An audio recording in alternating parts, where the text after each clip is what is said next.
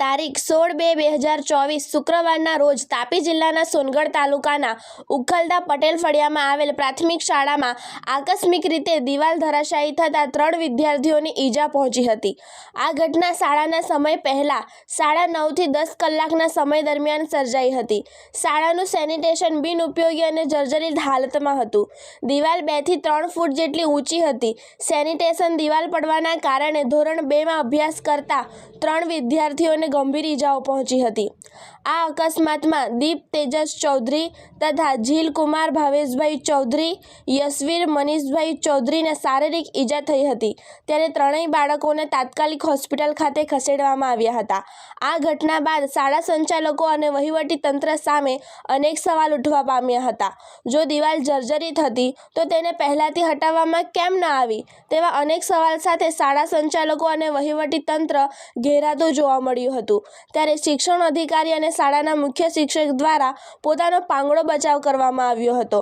મુખ્ય શિક્ષક અને શિક્ષણ અધિકારીએ જણાવ્યું હતું કે શાળાના સમય પહેલા આ ઘટના બની હતી। જો શાળાના સમય પહેલા આ ઘટના બની હતી તો શાળાની અંદર બાળકોએ પ્રવેશ કઈ રીતે મેળવ્યો?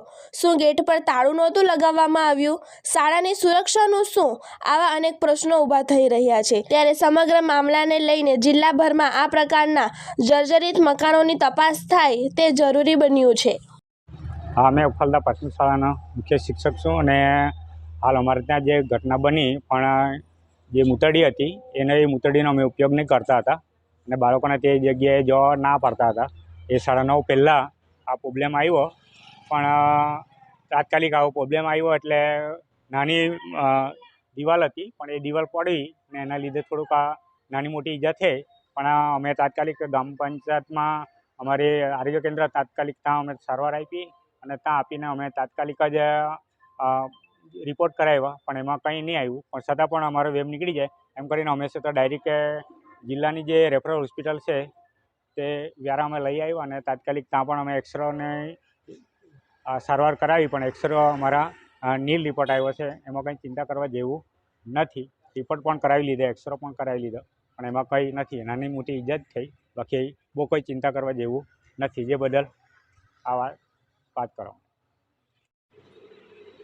જી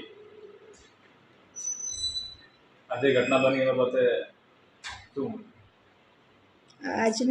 આજ રોજ સોનગઢ તાલુકાના ઉખલદા પટેલ ફળિયા વર્ગશાળામાં જે ઘટના બની એમાં જે વિદ્યાર્થીઓ હતા એ શાળા સમય પહેલાં રમવાના કારણે એ લોકો સ્કૂલે પહોંચી ગયા હતા અને એ સમયે જે જર્જરિત જાહેર કરેલ હતા ટોયલેટ બ્લોક, એની જે રેમ્પ આવે એ રેમ્પની પારી પર લસરપટ્ટી રમતા હતા અને એમાં એ દિવાલ નાની હતી અને દિવાલ પડી જવાથી સામાન્ય ઈજા થઈ હતી અને વિદ્યાર્થીઓને તાત્કાલિક સારવાર આપીને 2 વિદ્યાર્થીઓને રવાના કર્યા હતા અને વિદ્યાર્થીઓની મુલાકાત માટે પણ હું પોતે ડીપીઓ તરીકે હોસ્પિટલમાં મુલાકાત લીધેલ છે।